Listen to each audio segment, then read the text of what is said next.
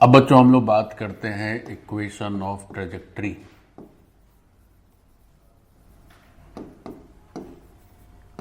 Equation of trajectory. Trajectory का मतलब क्या हो गया? पाथ, है ना, या लोकस, कुछ भी कह सकते हो। तो कोई भी मूविंग पार्टिकल जो पाथ ट्रेस करता है, जिस पर वो मूव करता है, उसकी पाथ की इक्वेशन ही क्या कहलाती है? ट्रेजेक्ट्री, है ना, किस रास्ते पे चल रहा है। मैथ्स में हम लोग जनरली लोकस टर्म का यूज करते हैं, फिजिक्स में ट्रेजेक्ट्री टर्म का यूज करते हैं, बात बराबर है। अब देखिए, एक तो इसको पाथ को निकालने का एक कन्वेंशनल तरीका है, वो भी मैं आपको बताऊंगा, जो जनरली सारी बुक्स में और सब जगह वही रहता है। एक हम लोग चाहते हैं कि अनकन्वेंशनल अगर कोई बात बन जाए तो बहुत अच्छा रहे। तो ये हमारा भाई प्रोजेक्टाइल ऐसा चल रहा है, इसको हम ओरिजिन मान लेते हैं ऐसे, ठीक है। ओरिजिन ना भी मानिए, कोई जरूरी नहीं कि आप उसको ओरिजिन ही माने, ऐसे लिखा रहने दीजिए। तो ये जिस रास्ते पे चल रहा है उस रास्ते की इक्वेशन लिखनी। अब देखो, हम लोग डायरेक्ट लिख सकते हैं इसको। कैसे? डायरेक्ट ऐसे लिख सकते हैं कि आपको, अगर हम कहें कि आप इसको चलो अच्छा ओरिजिन लिख ही लो, ठीक है, और ये पॉइंट P है टॉप का पॉइंट, हाईएस्ट पॉइंट, तो क्या इस पॉइंट P के कोऑर्डिनेट्स हम जानते हैं? सोचो। जानते हैं। कैसे? जैसे हम लोग ऑलरेडी यहां तक आने से पहले रेंज पढ़ चुके हैं, और हम लोग यहां तक आने से पहले एच मैक्स भी पढ़ चुके हैं। हम दोनों बातें ऑलरेडी कर चुके हैं। तो इस पॉइंट P के कोऑर्डिनेट्स क्या लिखोगे? तो इस पॉइंट P के कोऑर्डिनेट्स हो जाएंगे r/2 और h मैक्स। होगा कि नहीं होगा भाई? ओरिजिन से कितना आगे है? रेंज का आधा। ऊंचाई कितनी है? h max. अच्छा, दूसरी चीज ये भी है कि ये जो पाथ है that is an opening downward parabola. ये चलिए मैं आपको बता ही देता हूं। ओपनिंग डाउनवर्ड्स पैराबोला होता है। तो अब ये बात जो है, जो मैंने आपको बताई, अगर ये बात ना पता हो तो फिर पाथ आप नहीं लिख पाएंगे इस तरीके से।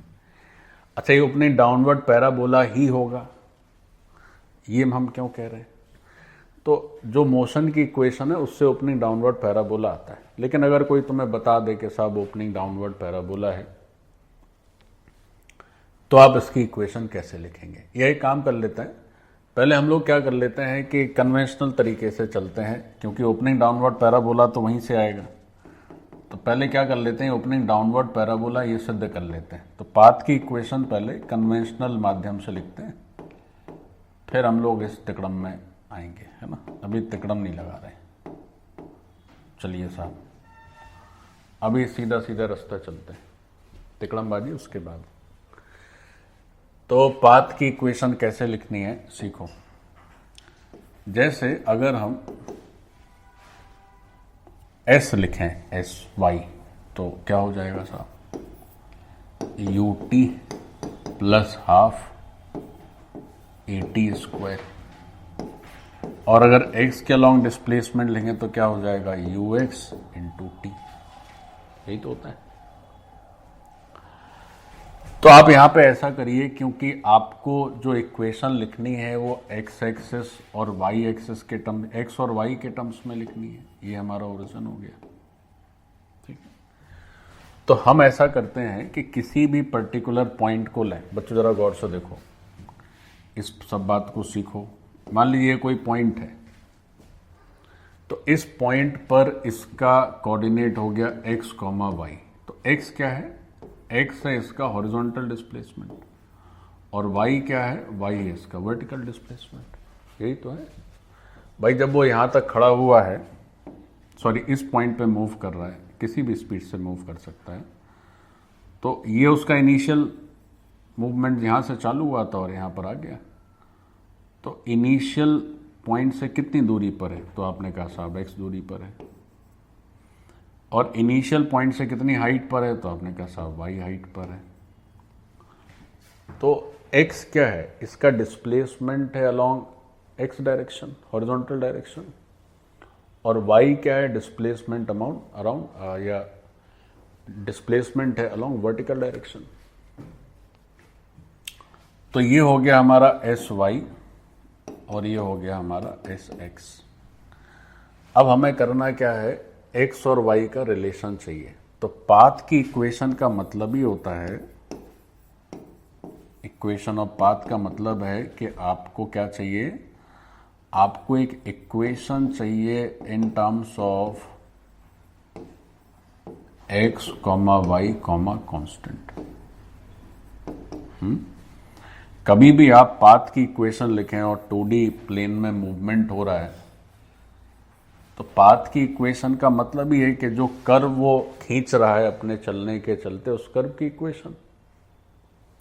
पाथ क्या है, path is itself a curve in 2D plane. तो पाथ का मतलब क्या है, तो पाथ का मतलब है कि x, y और कांस्टेंट के टर्म्स में एक इक्वेशन लिखना है, that is called the path. तो वो पाथ आप कैसे लिखोगे, तो देखो वो पाथ कैसे लिखा जाएगा, समझिए। तो आपकी ये जो आपने sy लिखा है इसको पहला लिख देते हैं, ये sx लिखा है इसको दूसरा लिख देते हैं। तो जो फर्स्ट इक्वेशन है that is y is equal to uy, हम लोग जानते ही हैं, u साइन थीटा हो जाता है इंटू टी प्लस हाफ, ये y की जगह माइनस जी लिख देते हैं टी स्क्वायर। और दूसरी इक्वेशन है x, जो sx है दैट इज x, तो u cos theta into T. देखिए लोकस में भी ऐसा ही होता है, when you will study in straight line, locus जब पढ़ेंगे तो वो काफ़ी वास्ट रहता है उसका दायरा। तो देखिए आपको गिवन इंफॉर्मेशन ये है, एक ऊपर की इक्वेशन एक नीचे की इक्वेशन है। अब आपको कुछ ऐसा दिमाग लगाना है जिससे कि आपको एक रिलेशन मिल जाए जिसमें x, y हो और कांस्टेंट और कोई तीसरा वेरिएबल ना हो। तो क्या है यार, तो भैया कुछ ऐसा करो कि जिससे एक रिलेशन आ जाए x, y में। तो x, y में रिलेशन कैसे आएगा, तो देखिए आप क्या कर सकते हैं। अच्छा यहां पर कितने आपको वेरिएबल नजर आ रहे हैं, तो आप देखेंगे तो यहां वेरिएबल नजर आ रहे हैं, एक तो x, एक y, एक t भी वेरिएबल है, एक t भी तो है। ये एंगल ऑफ प्रोजेक्शन थीटा लिख लो। तो थीटा के टर्म्स में ही आपको पाथ की इक्वेशन बतानी पड़ेगी, क्योंकि हर थीटा के लिए एक अलग पाथ आएगा, हर थीटा के लिए एक अलग पाथ आएगा, तो आपको थीटा के टर्म्स में ही लिखना पड़ेगा। तो आप क्या करें कि इस t से निपट लें। तो t से कैसे निपट लें, तो t की वैल्यू आप लिखेंगे x divided by u cos theta, और ये जो t आएगा इस t को यहां भेज दीजिए ऊपर, तो t एलिमिनेट हो जाएगा। तो x, y और थीटा में रिजल्ट आ जाएगा, वही पाथ हो जाएगा, ठीक है। तो अगर पाथ की इक्वेशन अगर अपने को लिखनी है तो कैसे लिखेंगे, देखो तो y लिखा जाएगा u sine theta into t. तो what is t, t is x by u cos theta plus half minus g t square. So what is t square, x by u cos theta का square, ऐसे। तो ये हो गया u t plus half a t square में t आपने replace कर दिया। अब इसको बस सॉल्व कर लीजिए। तो ये u से u खत्म हो गया, तो यहां से वैल्यू कितनी हो जा रही है, तो वैल्यू हो जा रही है y is equal to x tan theta minus half g x square by u square cos square theta. This is the path बच्चों, यही पाथ है, ये हमें डायरेक्ट ध्यान में रखना रहता है कि y हो जा रहा है x tan theta minus half g x square by u square cos square theta. ये हमारी इक्वेशन ऑफ पाथ।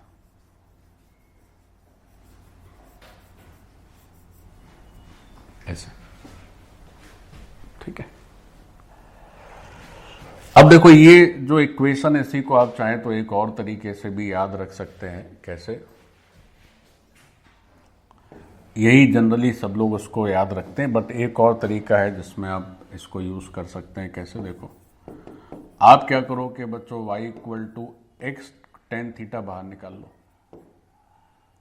तो एक्स टेन थीटा जब आपने बाहर निकाल लिया तो यहां तो 1 ही रह गया, हाफ हो गया, जी एक्स स्क्वायर हो गया, यू स्क्वायर हो गया, कॉस स्क्वायर थीटा हो गया, और यहां पर आपको नीचे 1/x टेन थीटा ऐड कर देना है। ऐसा इसलिए क्योंकि आपने x टेन थीटा तो कॉमन ले रखा है, ठीक है। तो ये कैंसिल हो गया। अब ये कैंसिल हो गया तो फिर यहां से जो y की वैल्यू आएगी that is x tan theta mine into 1 minus. अब इसको देखो तुम कैसे इससे निपटोगे। तो यहां पे क्या करो यार कि जो x है उसको ऊपर ही रहने देते हैं, ठीक है। अच्छा, नीचे क्या करते हैं, जैसे यू स्क्वायर है समझ लीजिए, तो कॉस स्क्वायर और ये साइन बाई कॉस है, तो एक कॉस ऊपर नीचे से कट जाएगा, तो 2u स्क्वायर है, कॉस थीटा बचेगा और यहां से साइन थीटा बचेगा। जी को नीचे ले आओ ऐसे, ठीक है। और x तो ऊपर लिखा है, इसको ऊपर ही रहने दो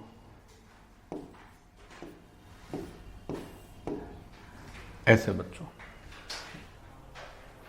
क्या किया हमने, x को ऊपर रखा, you square cos square theta है, साइन बाई कॉस है, कॉस से एक कॉस कैंसिल हो गया, 2 को यहीं रहने दिए। अब देखिए, आप देखेंगे तो you square sine theta cos theta into 2 है, तो उसको आप साइन 2 थीटा लिख सकते हैं। तो यहां से क्या हो गया कि एक्स टेन थीटा तो बाहर ही रहना है, अंदर क्या होगा 1 माइनस एक्स, और you square sine 2 theta by जो होता है वो होता है आर, रेंज का फॉर्मूला। तो इस तरह से भी आप क्या कर सकते हैं कि अपनी ट्रेजेक्ट्री की इक्वेशन लिख सकते हैं कि हमारा जो y है that is how much, that is x tan theta into 1 minus x by r. हमारा जो y का फॉर्मूला है that is x tan theta into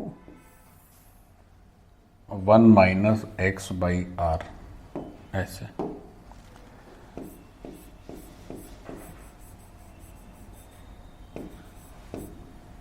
चलिए नोट करिए।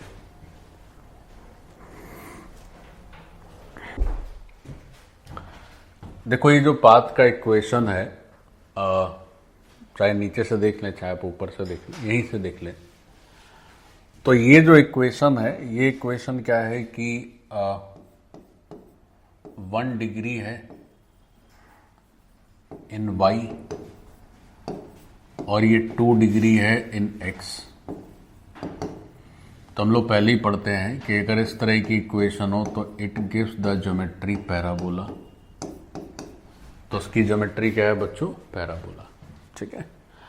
अच्छा, अब जैसे पाथ की इक्वेशन अगर हमें पता है तो भी हम एच मैक्स और रेंज इस पाथ की इक्वेशन से भी बता सकते हैं।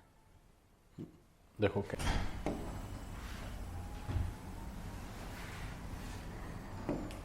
बच्चों देखो, पाथ की इक्वेशन को मैं एक बार फिर से लिख रहा हूं। तो हमारा जो इक्वेशन आया था initially that was x tan theta minus half g x square by u square cos square theta, इस तरह से इक्वेशन थी, ठीक है। तो इसको आप ऐसे भी सोच सकते हैं कि ये कुछ इस तरह से है कि y equal to a x plus b x square है लाइक से। ये आप ऐसे सोच लीजिए कि ये जो है y इज इक्वल टू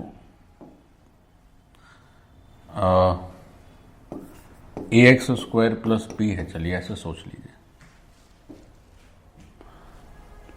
यहां पर a क्या है बच्चों? एक्स स्क्वायर का कोफिशिएंट, बी एक्स है। अच्छा, और c तो है ही नहीं, कुछ कांस्टेंट टर्म है ही नहीं, दोनों में x तो आ ही रहा है, एक में x है एक में एक्स स्क्वायर है, कांस्टेंट कुछ लिखा नहीं है, तो c तो जीरो ही हो गया। अच्छा, a की बात करें तो a is a negative value, और वो कितनी है? वो है -12g, और नीचे है u square cos square theta, so this is a negative a। और b की बात करें तो b is tan theta. b क्या है आपका? टेन थीटा है। अब जैसे मैंने आपको सिखाया था कि अगर y इक्वल टू कभी भी a x square plus b x plus c हो, तो it always gives a parabola like this और दिस।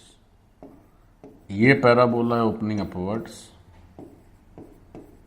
और ये पैराबोला है ओपनिंग डाउनवर्ड्स। दो पैराबोला बनेंगे, एक ऊपर की तरफ बनेगा और एक नीचे की तरफ बनेगा। तो चूंकि यहां पर a नेगेटिव है, तो हमारा जो पैराबोला आएगा वो आएगा नीचे की तरफ। तो हमारा पैराबोला कैसा आएगा? वो नीचे की तरफ आएगा। तो जरा समझें, जैसे इसके पाथ को जरा समझें और इससे सारे लॉजिक को सीखो, ये सब अच्छी चीज़ है। तो बच्चों क्या है कि हम थोड़ा साइड में ही बना देते हैं, बगल में लिखने के लिए जगह रह जाएगी। तो ये x हो गया, चलो क्या हो गया? ये हो गया x। अब यहां से क्या हो रहा है कि आपने पार्टिकल को प्रोजेक्ट कर दिया, ये स्पीड u थी और आपने थीटा से इसको प्रोजेक्ट किया, ठीक। तो ये जो ज्योमेट्री बन रही है, जो पाथ बन रहा है, तो पहले तो ये तय हो गया सारी इक्वेशन से कि ये पाथ है, पैराबोला है। पहले तो ये सिद्ध हो गया कि पैराबोला है। अब ये पैराबोला है, तो इस पैराबोला का मान लेते हैं ये पैराबोला है से y is equal to a x square plus b x plus c अगर होता, तो इसके वर्टेक्स के कोऑर्डिनेट क्या लिखते हैं? -b/2 है और -d/4 है। ये हमने सीखा है कि नहीं सीखा है? वर्टेक्स के कोऑर्डिनेट क्या लिखते हो? -b/2 है और -d/4 है। कैसा भी पैराबोला हो, ऊपर खुले चाहे नीचे खुले, तो कोऑर्डिनेट वही रहेंगे। अच्छा, फिर बच्चों जरा गौर से देखो, चूंकि हम इसी को ओरिजिन मान रहे हैं, तो अगर इसी को ओरिजिन मान रहे हैं तो जो x कोऑर्डिनेट होगा वही ये दूरी हो जाएगी। तो ये दूरी कितनी हो जाएगी? -b/2 है। और जो y कोऑर्डिनेट होगा वो ये वाली हाइट हो जाएगी hmax। तो ये जो -b/2 है, क्या वो रेंज का आधा नहीं होगा? देखो भाई, ये पूरी लंबाई है रेंज, तो उसका एकदम बीचों बीच तो आधा हो गया रेंज का। तो रेंज का आधा है -b/2 है। और जब hmax की बात करेंगे तो hmax कितना हो जाएगा? वो हो जाएगा -d/4 है। तो देखो, हम ट्रेजेक्ट्री की इक्वेशन का प्रयोग करके भी रेंज और hmax बता सकते हैं। कैसे बता सकते हैं? सीखो। जैसे पहले अच्छा -b/2 की पहले वैल्यू लिखते हैं। ये बस एक एक्स्ट्रा एनालिसिस है जो मैं आपको ये समझाने का प्रयास कर रहा हूं कि जो ट्रेजेक्ट्री की इक्वेशन है वहां से भी आप रेंज और hmax सब बता सकते हैं। आपको अलग से वो लिखा पढ़ी करने की जरूरत नहीं है। एक ट्रेजेक्ट्री की इक्वेशन लिख लीजिए, ये सब आ जाएगा। कैसे? तो -b/2 कितना होगा? तो पहले b देखो कितना है, tan थीटा है ना, तो b हो गया tan थीटा। a कितना है? a है -g/2 u square cos square theta, ऐसे। तो -b/2 है, और a की वैल्यू तो हमने लिख रखी है, b की वैल्यू भी लिख रखी है, सारी वैल्यूज यहां रिप्लेस कर दी है। तो अब जरा सॉल्व करते हैं क्या होता है। तो देखो, इससे ये कैंसिल हो जाएगा और माइनस माइनस भी कैंसिल ही हो जाएंगे। तो ऊपर आ जाएगा बच्चों u square sine theta into cos theta by g, ये आएगा। ये देखो हमारा जो माइनस बी बाई टू है वो इतना आ गया, और ये जो माइनस बी बाई टू है ये कितना है, आर बाई टू। तो आर बाई टू का वैल्यू है इतना, u square sine theta cos theta by g. तो आर का वैल्यू कितना हो जाएगा, 2 चला जाएगा ऊपर, तो 2 sine theta cos theta is sine 2 theta. तो आर का वैल्यू हो जाएगा u square sine 2 theta by g. तो ये आर हो गया। क्या आर इतना ही होता है? बिल्कुल इतना ही होता है। रेंज की यही वैल्यू तो होती है, u square sine 2 theta by g. तो ट्रेजेक्ट्री की इक्वेशन और पैराबोला के कॉम्बिनेशन से, पैराबोला में तुम्हें ये पता होना चाहिए कि वर्टेक्स के कोऑर्डिनेट्स इतने होते हैं। तो जो ट्रेजेक्ट्री की इक्वेशन है उसको आप इस इक्वेशन से कंपेयर कर रहे हैं। किससे? जो स्टैंडर्ड पैराबोला हम लोग सीखते हैं। तो जब आप कंपेयर करेंगे तो टेन थीटा एक्स का कोफिशिएंट है, यहाँ पर एक्स का कोफिशिएंट बी है, तो बी हो गया टेन थीटा। फिर एक्स स्क्वायर का कोफिशिएंट ए है, यहाँ जो एक्स स्क्वायर का कोफिशिएंट है वो हो गया ए। कांस्टेंट टर्म है नहीं तो सी हो गया 0। So this is your value of capital R. अब बात है साहब एच मैक्स की, तो उसके लिए फिर डी ऐसे ही कैलकुलेट करो, है ना। तो मैं पूरा लिख नहीं रहा हूँ, आप खुद से भी कर सकते हैं। तो आपको क्या करना पड़ेगा कि माइनस डी बाई 4a लिखना पड़ेगा। ये तो एक सेगमेंट हो गया जिसमें आपने आर निकाला, और जो दूसरा सेगमेंट है उसमें आपको क्या करना पड़ेगा, माइनस डी बाई 4a लिखना पड़ेगा।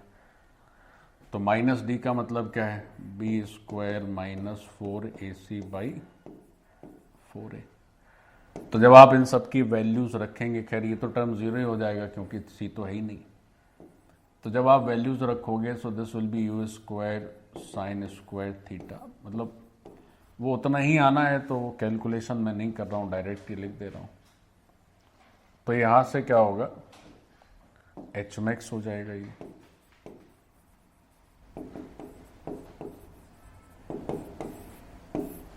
तो एच मैक्स और रेंज की वैल्यू आप एक तो वो इक्वेशन ऑफ मोशन वहाँ से भी कर सकते हैं, और ट्रेजेक्ट्री से भी डायरेक्ट वहाँ, क्योंकि सब चीज़ तो एक ही है बच्चों। ये ट्रेजेक्ट्री भी कहाँ से आई है, मोशन की इक्वेशन से ही तो आई है ना। बट ये सब करना आपको आना चाहिए, आपको समझ में आना चाहिए कि ट्रेजेक्ट्री एक ओपनिंग डाउनवर्ड पैराबोला बता रही है। तो ओपनिंग डाउनवर्ड पैराबोला का जो वर्टेक्स है वो है minus b by 2a minus d by 4a, और वहाँ से हम ये सारी वैल्यूज लिख पाएंगे। तो इस तरह से सोचना।